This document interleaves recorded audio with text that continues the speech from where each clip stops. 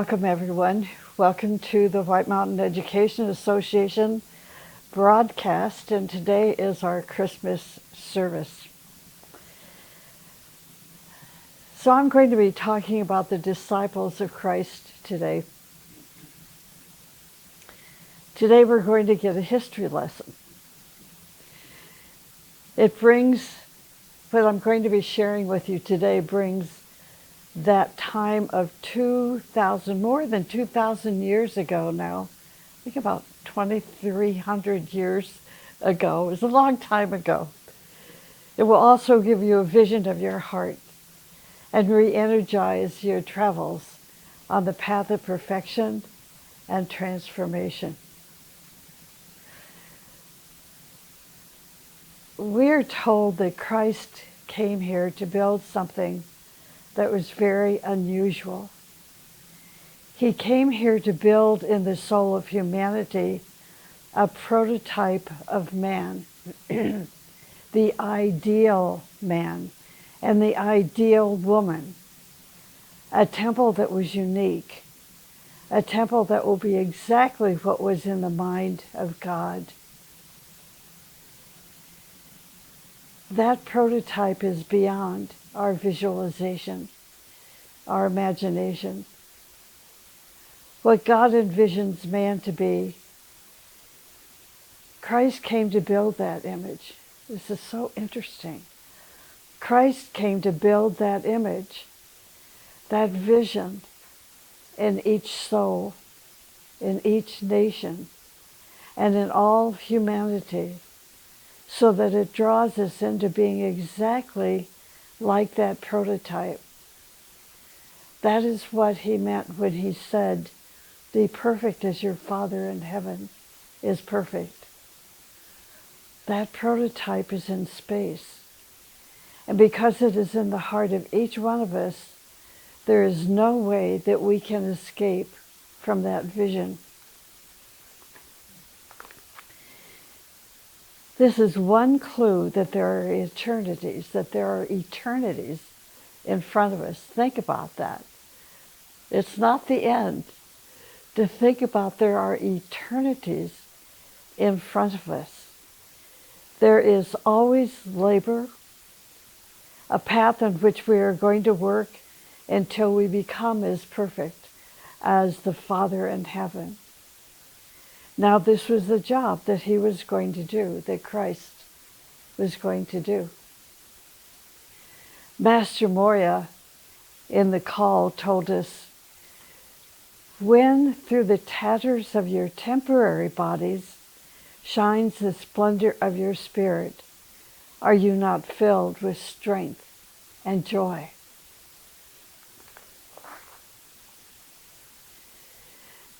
Albert Camus, a French-Algerian writer and philosopher and Nobel laureate, spoke to us about eternities, the eternities in front of us.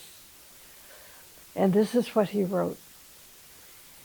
"In the midst of hate, I found there is within me an invincible love.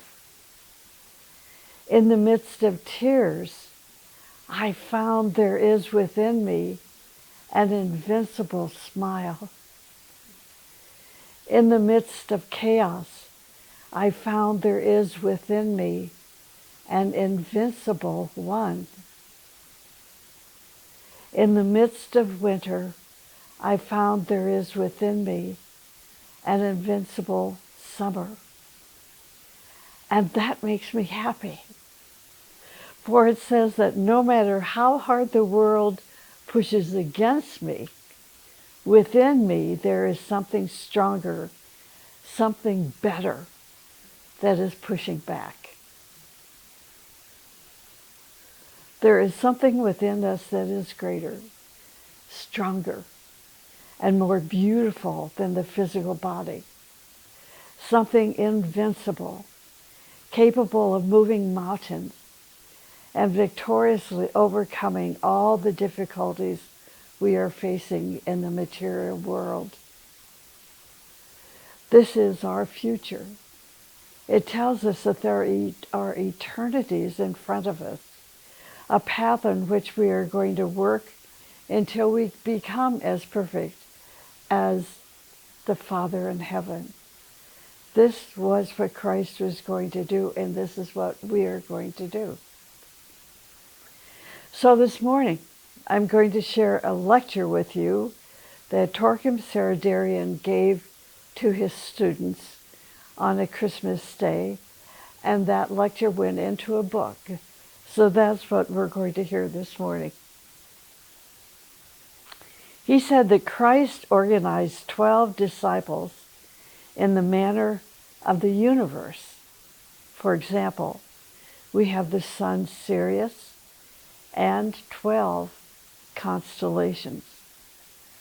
Each constellation absorbs energy from that sun, and all those 12 constellations draw this cosmic energy and transmit it to the whole of the universe.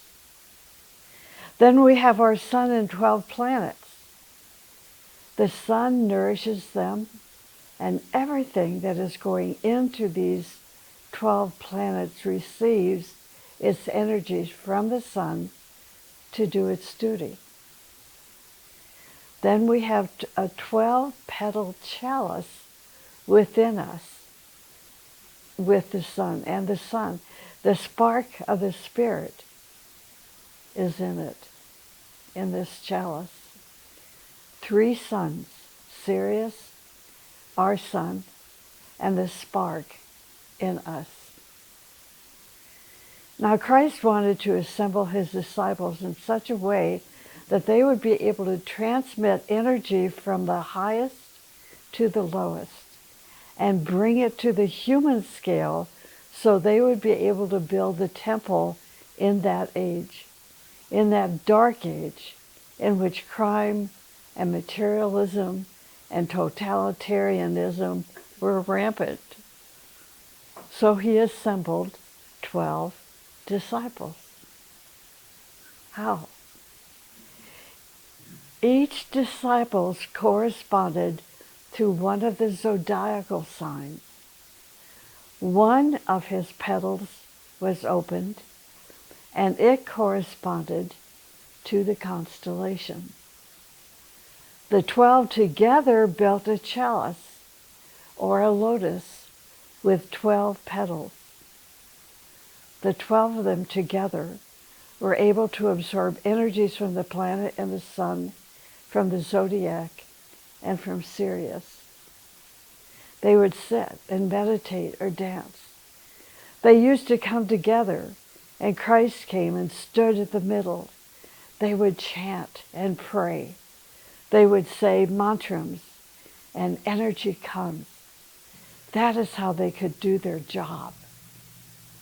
He gave the disciples their very first teaching, telling them that they had a choice to marry, to have children, to become millionaires, even presidents and so forth. But Christ wanted them to be martyrs.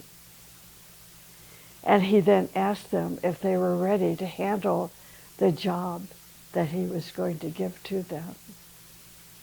They asked, well, what is required? Everything you know, everything you are, everything you have, everything you represent, leave them. If you are ready, follow me.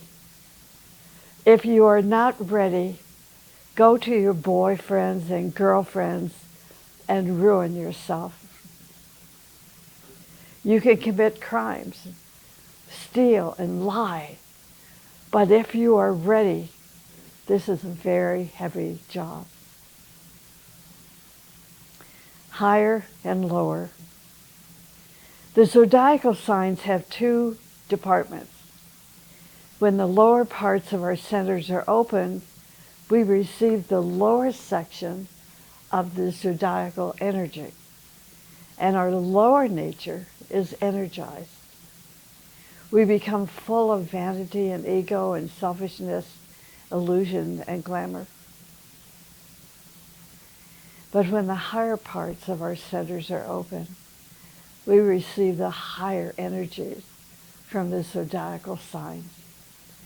This is called the reverse wheel of the zodiac. Christ said, if we let the wheel turn clockwise, humanity is going toward destruction, as we are. So we must reverse this now and go counterclockwise. For example, whoever hates you, you love him. If somebody steals your jacket, give him also your shirt. If somebody says something very bad about you, you bless him. This is how we can reverse the wheel. So at that time, now and forever, do one thing. Reverse the wheel. If someone wants to live a dirty life, the disciple says purification. Hatred, he says love. Insanity, sanity. Gossip, malice. Blessing, advice. See, it is totally the reverse. And it was, and it is not easy. So Christ selected 12 disciples, and he told them one thing first: never take revenge on anybody. Revenge is going to take you to destruction. That is why he reversed the zodiac. Each petal of the disciple was receiving the energies from one of the signs of the zodiac. So the whole zodiac was complete with the 12. The first disciple, Peter. Peter is also called Simon. One day Christ wanted to select the disciples. He went to the desert and he meditated and he fasted so that instinctively, intuitively, naturally, he would attract that right person. When he was near a lake, he saw Peter. He said, "Peter, come here." "Yes." "Leave this fishing," he said. "Other people can do that job. I'm going to make you a fisher of men." Peter never said anything. He just followed him. The chapter tells us that you cannot say no or use reason or logic. It is nothing like that. It is all in the intuitional level. It is straight knowledge, straight recognition. That is why Torkim said, if you hear the order of the master or teacher, if you hear the order of the master or the teacher, it is too late. You must obey it before you hear it. If it is told to you, it is too late. You proved that you did not get it. So Christ said, "Follow me." And Peter was the first disciple. Peter was a very strong disciple, but Christ always had trouble with him. He was bullheaded, a bullheaded disciple. The second disciple was Andrew. Andrew was Peter's brother and knew Jesus before Peter because Andrew was the disciple of John the Baptist. Andrew was the first of the disciples to meet Christ. He lived a very beautiful life, but later they killed him. In fact, all of the disciples were killed and massacred except for one, St. John. St. John, we are told, lived almost 101 years. St. James.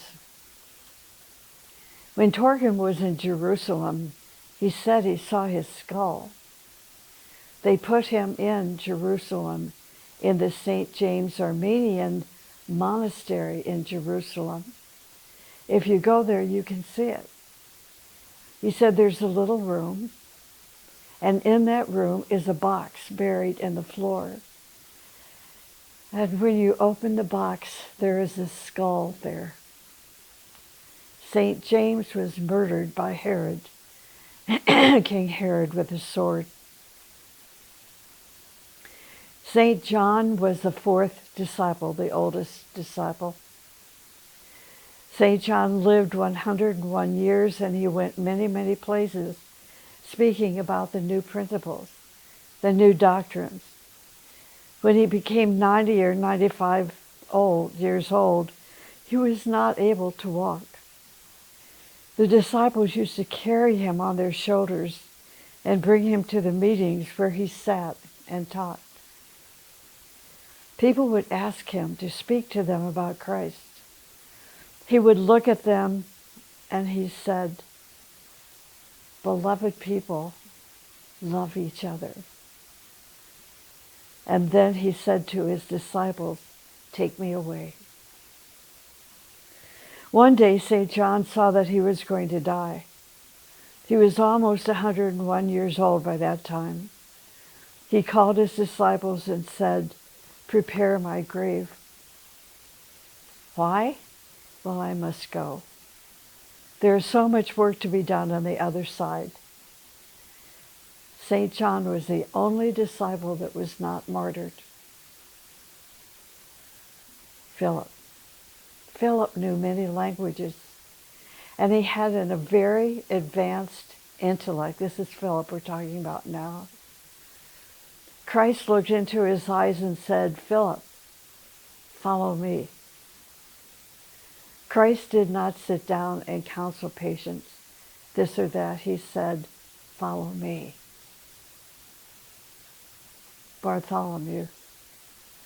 Directly after Christ died, Bartholomew went to Armenia. The first church that Bartholomew built was in Armenia. It was a beautiful church. Mongolians, Tartars, Turks, and Arabs, every nation that came to destroy it, they were not able to do so. And today it is still there. Bartholomew is very famous for walking and seeing that the multitude were thirsty. He would hit a rock and water would come. That is why the place where he lived is called 1,000 Springs. How was he killed? He went to Persia, and from Persia he went to Palestine. People caught him and put him in a sack. They tied him and dumped him in a lake.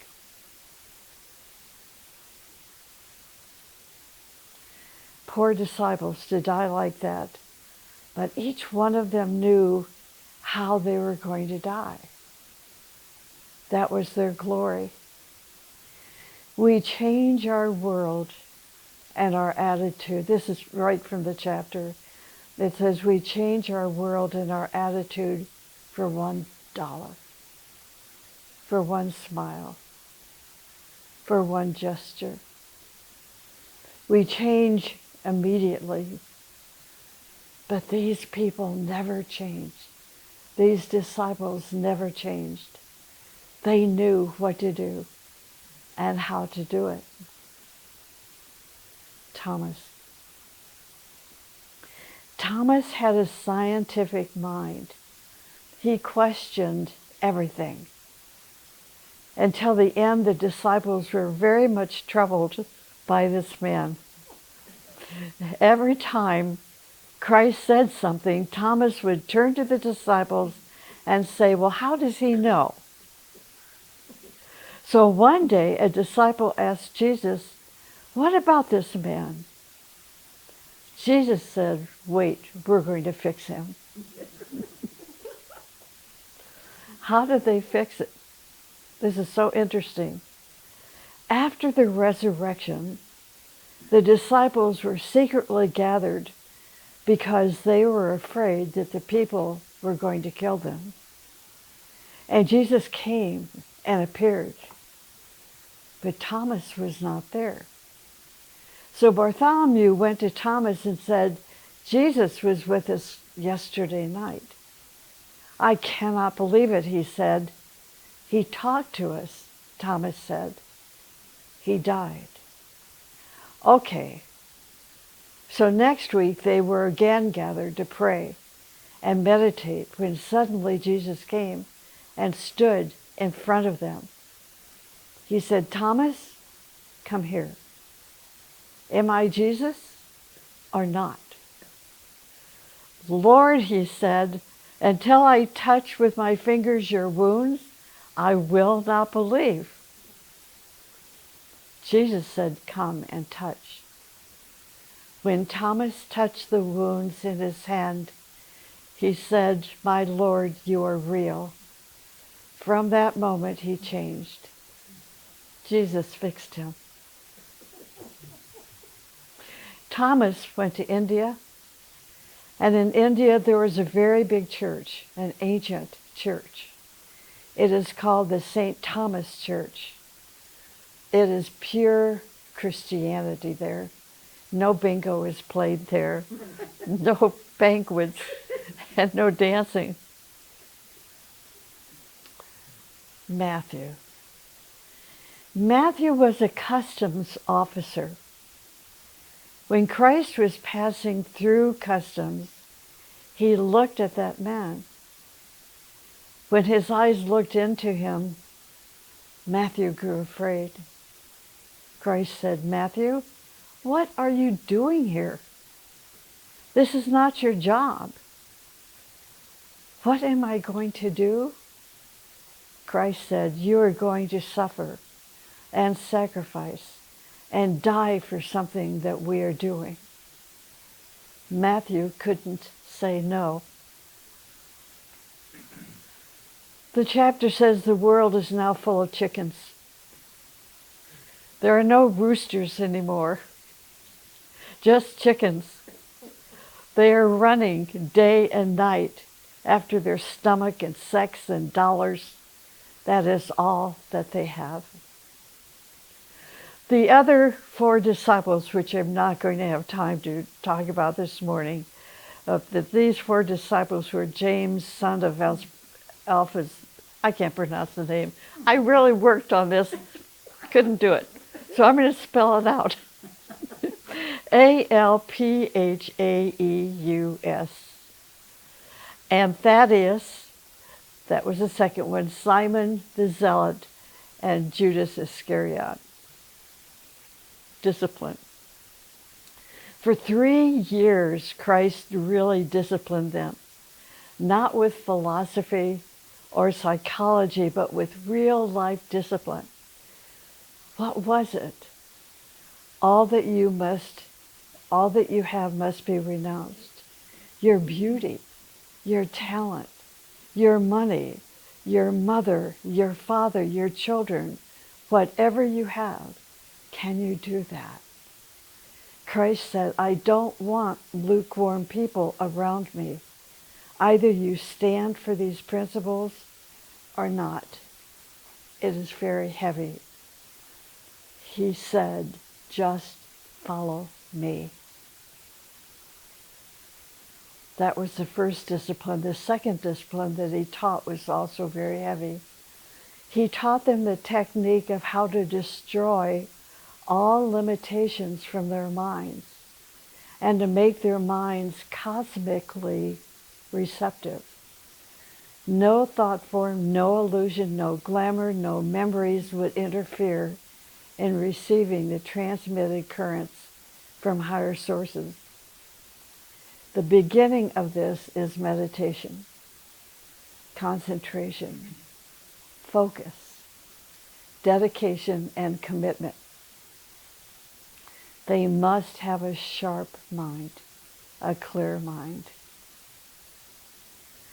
So let me close with this question and answer. The question is this: is there an esoteric definition of the word disciple an apostle? Is there an esoteric definition of the words disciple and apostle? And the answer is this: the word disciple refers to either a learner or a follower. The word apostle refers to the one who is sent out. So I wish you all a Merry Christmas and a Happy New Year.